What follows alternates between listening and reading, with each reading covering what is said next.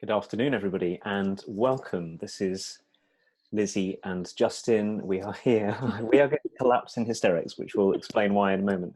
But we are here for the 93rd week of our Thirdspace Turning Towards Life project. And you need to know, if you're with us live or listening afterwards, that I am sitting in a cupboard and sitting in the very, very beautiful workshop space where we have been running the first session of our new professional coaching course in integral coaching. So it's been a right old kerfuffle getting ourselves organised today, and it's why we are later than planned.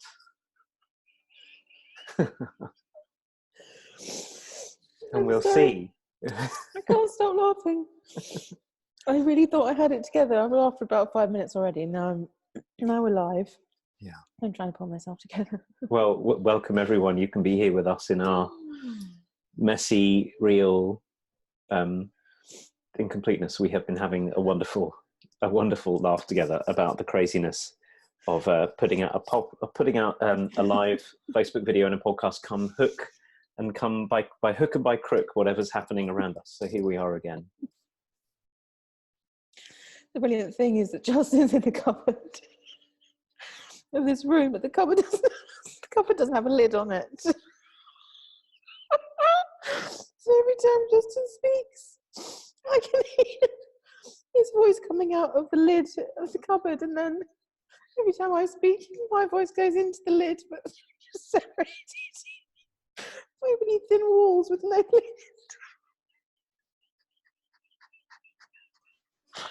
And I think when we're done, I have to show you all what it's like to see Justin sitting in the comments. We will post photographs so you can see the situation that we're doing this from today. Okay. Very entertaining. I should try not to laugh at this lovely, beautiful poem about trees that we've chosen. Oh my gosh. I have to take some deep breaths. Oh. So, hello everybody. We are on day 4 of what is the most beautiful program, a coaching program that is gladly filled with this kind of laughter, as well as all kinds of meaningful coaching. And Justin and I have just done a couple of coaching demonstrations and both done our best to bring something to these wonderful people who are on this program. And it's quite something beginning this year thing. And so here we are in our beautiful venue, as Justin was saying, and I'm just peeking my head around and looking at all of the lovely chairs set up and the flowers, and it's a very lovely space, and we're very grateful to be here. And the reason I chose this poem is because I was walking home, so we're right by the river in Hammersmith in London, and there was this extraordinary tree, and I'd seen this poem posted on somebody's feed who was in our previous PCC. And I thought, my goodness, how wonderful to marry up this tree with this poem, like an actual tree that was in front of me. And so that's why we bought this poem, because of where we are and how it is to encounter these beautiful beings. And I know, Justin, you have a particular affinity with trees as well, so I thought that it would be a lovely thing for us to share with each other and with everybody. So I'm going to have a read first, and then Justin, it's not so long, we can both read it, couldn't we? Mm. So the poem's called Trees by Howard Nemerov. So here we go. To be a giant and keep quiet about it, to stay in one's own place, to stand for the constant presence of process and always to seem the same. To be steady as a rock and always trembling, having the hard appearance of death with the soft, fluent nature of growth. One's being deceptively armored, one's becoming deceptively vulnerable. To be so tough and take the light so well, freely providing forbidden knowledge of so many things about heaven and earth, for which we should otherwise have no word. Poems or people are rarely so lovely. And even when they have great qualities, they tend to tell you rather than exemplify what they believe themselves to be about. While from the moving silence of trees, whether in a storm or calm, in leaf and naked, night or day, we draw conclusions of our own, sustaining and unnoticed as our breath, and perilous also, though there has never been a critical tree about the nature of things.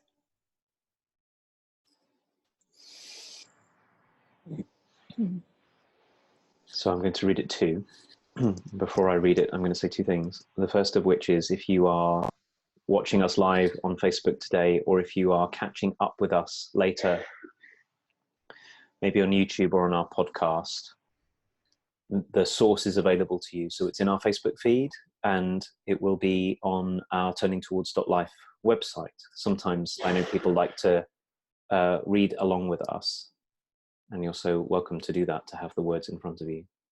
So the second thing I want to say is, one way you could listen to this poem is to see what it's like, even before I read, to feel what the way of being of a tree is. Because this seems to me as a way that we can be too. And you might find it helpful, if you're not driving or cycling or walking, something like that, to stop and feel your feet on the floor, feel your own rootedness and solidity and depth and silence as well. And I will read from that place and into that place. This is called Trees by Howard Nemerov. To be a giant and keep quiet about it, to stay in one's own place, to stand for the constant presence of process and always to seem the same, to be steady as a rock and always trembling, having the hard appearance of death with the soft, fluent nature of growth, one's being deceptively armored, one's becoming deceptively vulnerable, to be so tough and to take the light so well, freely providing forbidden knowledge of so many things about heaven and earth, for which we should otherwise have no word. Poems or people are rarely so lovely, and even when they have great qualities, they tend to tell you rather than exemplify what they believe themselves to be about.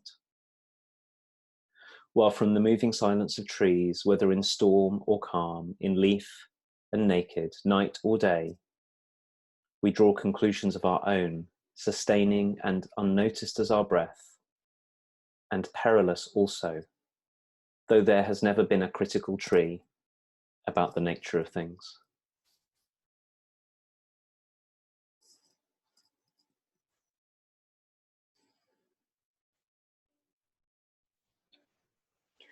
So Justin, there are so many distinctions here, so many things to say about the nature of trees. And I feel like, one of the reasons for bringing this is this kind of repeated realization that things in the world have so many gifts for us.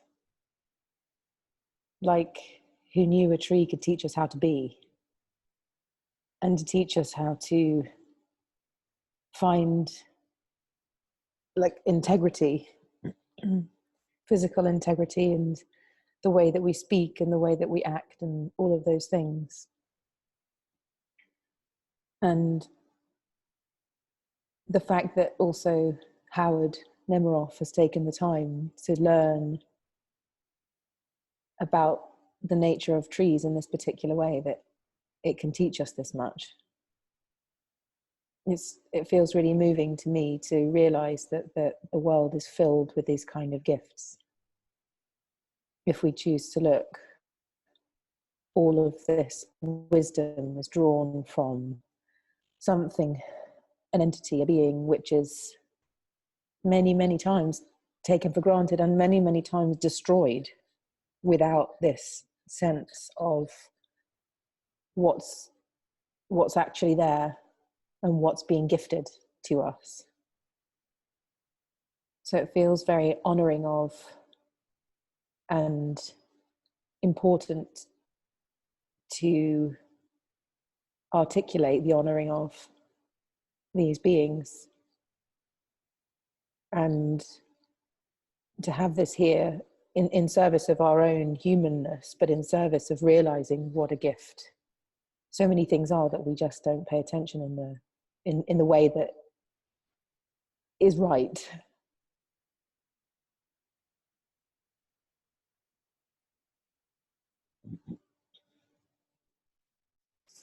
The way that you're saying it, Lizzie, helps me to do two things at the same time. So one is to appreciate the extraordinary beauty and depth and wisdom of trees themselves. Like you said, we so easily ignore that and we treat them as resources for our own consumption primarily. You know, this tree is here to entertain me or to make something beautiful for me or to make paper for me or to build a house for me. And trees are all of those things. But when we only relate to them that way, we flatten the world. And it seems to me that when we flatten the world that way, we also flatten ourselves. Like we make ourselves shallow by the way in which we relate to what's around us. And it's one of the things that I think we find a way to keep on saying again and again, but it's really striking me now, which is that to be a human is to be made by how we live. So when we treat everything around us as a resource and as a surface something without feeling and appreciating its depth and how other it is from us and how much there is here that there's all the things Howard Nemerov said and there's all the things he didn't say. And then all the things nobody can say. And it's the first thing that's really striking me right now is our, I'm going to say it this way, is our responsibility to start to look this way. Not only so that we might have, I know that I'm reminded by this from reading the poem that I feel deepened and opened, and I like the feeling of feeling deepened and opened, but I'm talking about something much beyond that, which is that I think when we can learn to look this way, we can be an invitation, such a profound invitation to depth and realness and care and wonder and beauty and truthfulness in others. And there's this thing, I don't think he says it, he says that there's never been a critical tree, which I love, isn't it? Right. But there also, somewhere he talks about armoring and vulnerability. These trees are a great invitation for us both to be strong and available at the same time. And I feel like this poem is reminding us, even before we even pay attention to the quality of the trees themselves and what we might learn from that, it's reminding us that there is a way that we can orient to life that most of us aren't taught and aren't encouraged, because frankly there's too much to do and there's too much to be frightened of, which is the sort of two predominant situations that so many of us seem to find ourselves in, our own bodies and our own relationships to things.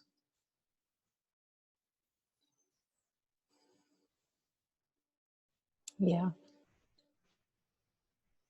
it is really moving, and I love what you said, Justin, about the way we live, our way of being makes us who we are. How we relate to things makes us in so many ways.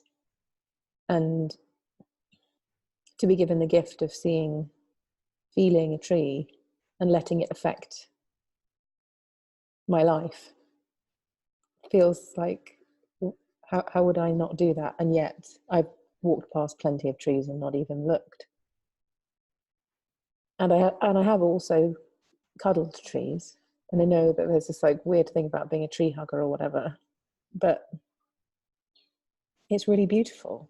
Like the the feeling, physical feeling of the stillness and the solidity and the knowing that something is growing and subtly all the time, every moment, shifting and changing and getting different, and being so close to that, whilst being a being that's I don't experience myself like that, as in I experience myself as much faster than a tree. I experience myself as more complicated than a tree. But the slowness of a tree and the simplicity, well, of course, it's a massively complex thing, but as in, it's not having a load of thoughts, as far as I can tell. It's being.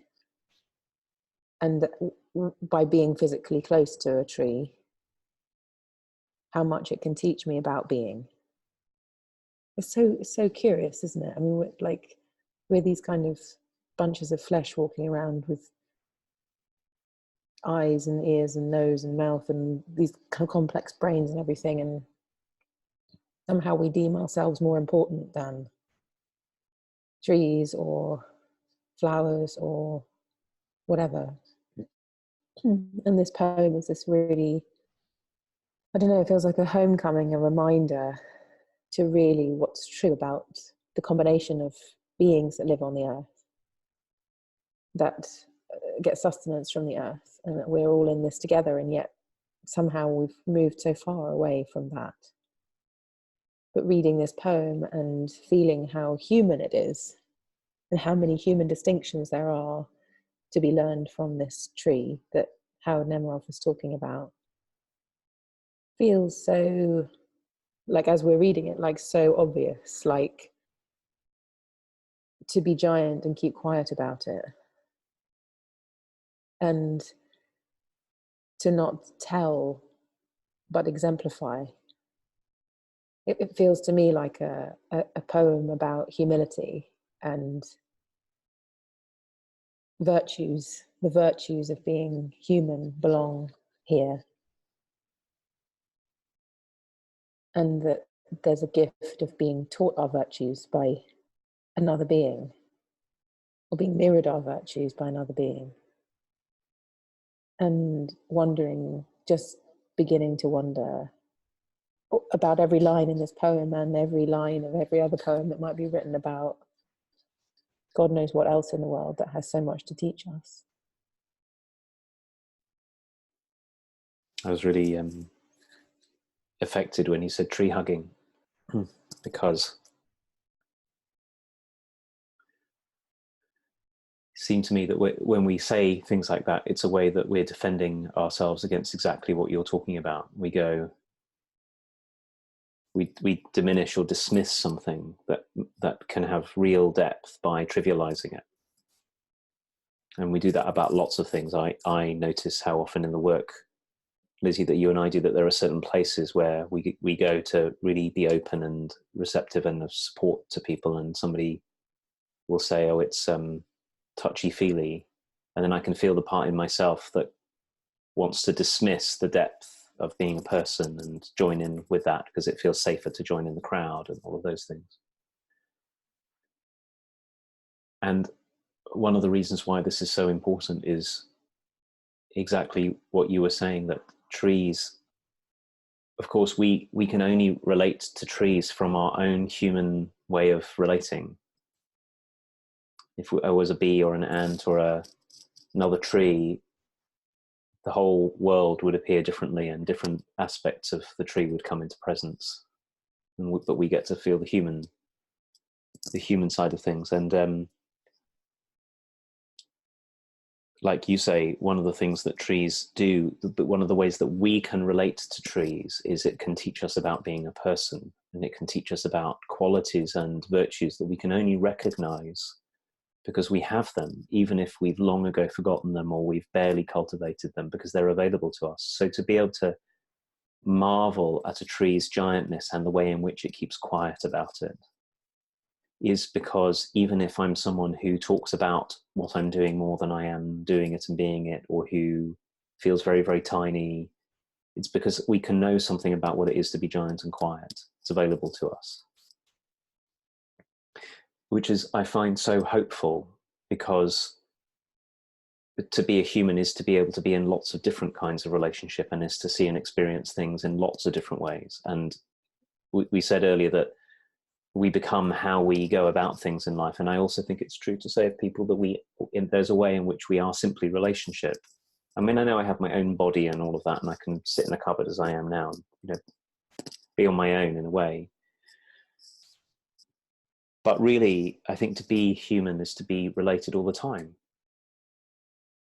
And how I relate is really how I am. I mean, that's the sum of it, really, as far as I can tell. And I know this about trees. So I've said this before, I live quite near to Hampstead Heath in London, which has got some really magnificent big old trees, some giants, some quiet giants in it.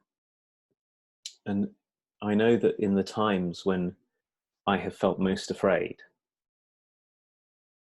and most sure about how terrible it is that life is difficult and there are so many complications and everything, to go and be with a tree and to put my hand on its rough bark and to feel its aliveness that barely moves.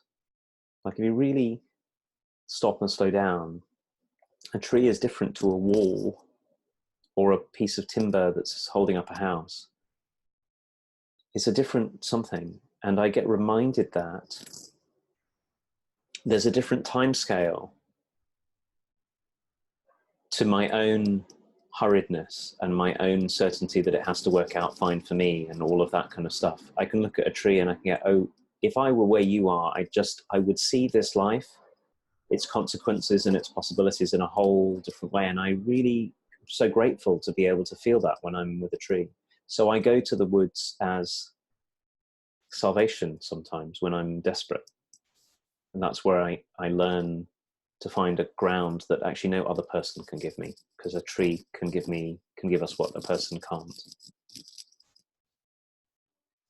I was watching something earlier, Justin, about it's a documentary about trees, and I didn't get to watch it all, but the opening couple of minutes was about the practice in Japan of forest bathing, and it got me so wondering about relating the word bathing into the forest and into trees, and what kind of practice that might be. You know, what kind of something that we might commit to that connects us to this part that you're talking about, where we find wisdom, where we find reassurance, where we find redirection in ourselves to something more sane, something more settled, something more able to handle what we're in the midst of. And I feel like one of the things that might be the gift of that is, so this line, to be so tough and to take the light so well. It's like it might teach us that we can be many things. So I feel like one of the things that we tend to do is to be this or that. And there's something in this poem that's inviting me into, so I can be tough and I can take the light well. I can be armored and vulnerable. I can be hard and trembling. It's like I just feel widened by the andness that Howard Nemerov is teaching us about through his encounter with trees, and this quality of being human that allows us to have simultaneous experience. I can feel defensive and I can feel open. So it allows us to have parts of ourselves that are present and coming forth and moving back into the background a bit more, without having to label ourselves or be determined as something, but to encounter ourselves as a series of parts that are interplaying with one another, some coming forth one day, 1 minute, 1 hour, and others not.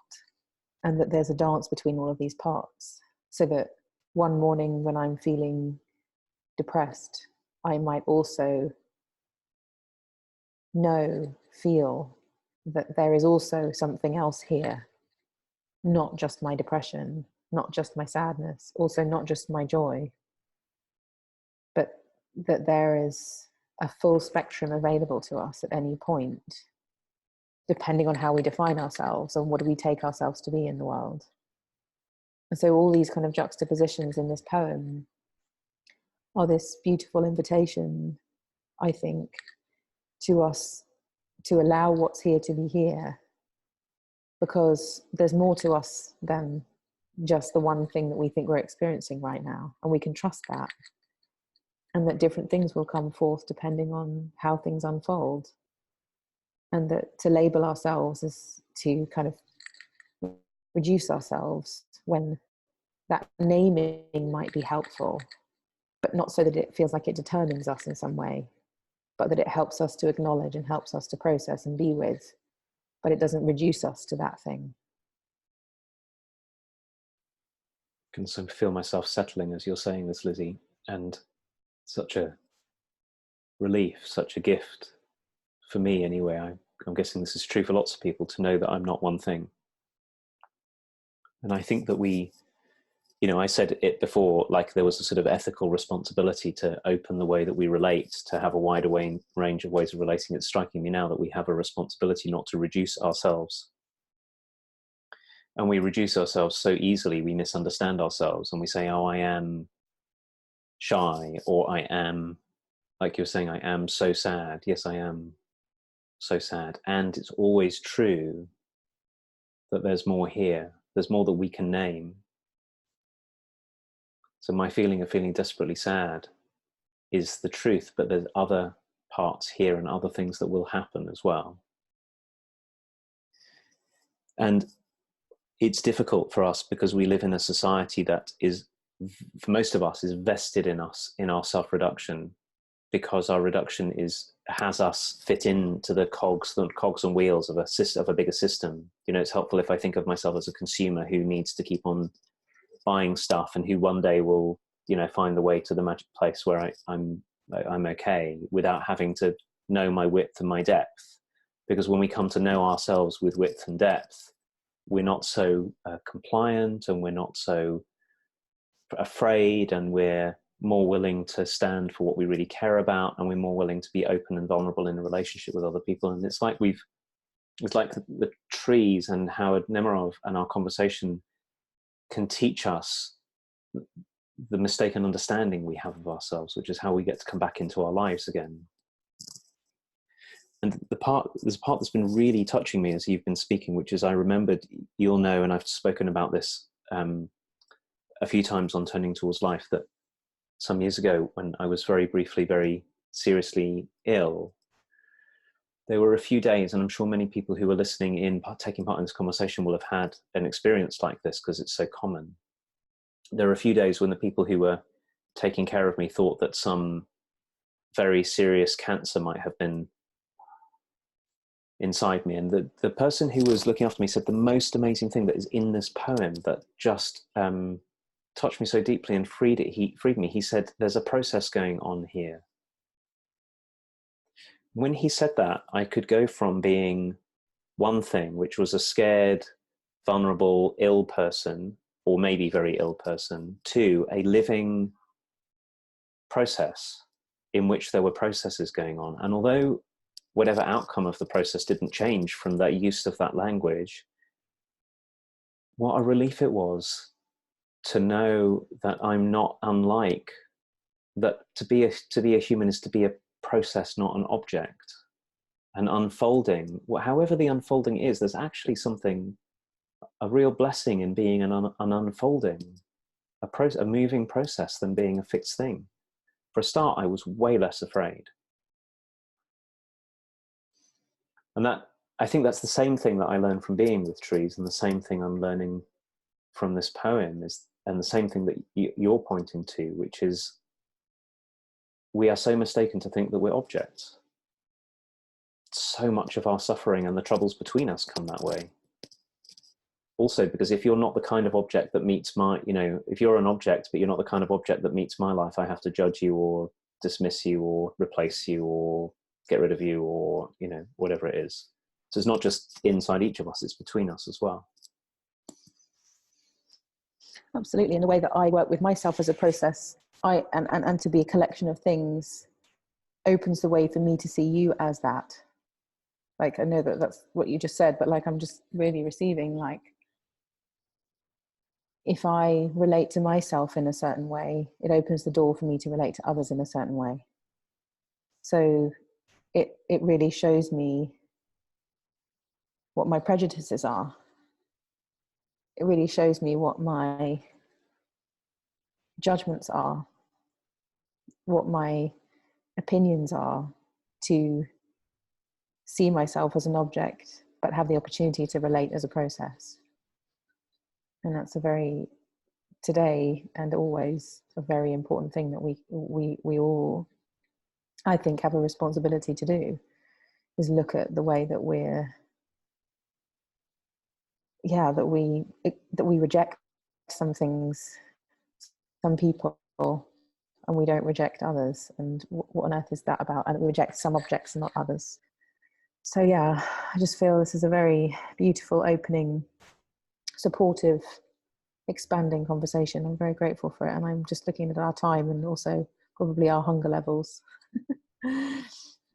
It's really lovely that everybody, you have listened to this, and I'm not sorry about how much we were laughing at the beginning. I hope you get a flavour of the hilarity of trying to do this by hook or by crook. And when Justin and I are together, it gets funnier, because obviously we have to separate ourselves off in this hilarious way where we're in the same room but we're not. So we will post a picture. I did take a picture of Justin in the cupboard so that you can see how hilarious it is. And I just want to say thank you to everybody for listening to this, whether you're listening later, whether you'll manage to join us on this random live time. We're really grateful, and this is a continuing, unfolding wonderfulness to do this together. What a joy. I'm going to say thank you, and I'm going to just give you a sneak preview. So for those of you who can see, who aren't on the podcast, now you can find out where I really am. You can see that Turning Towards Life affords us the height of glamour. It does. We are very glad to have arrived on the island. I think someone's coming into your cupboard. Okay. That is funny. I'm going to finish now. Bye-bye. Bye.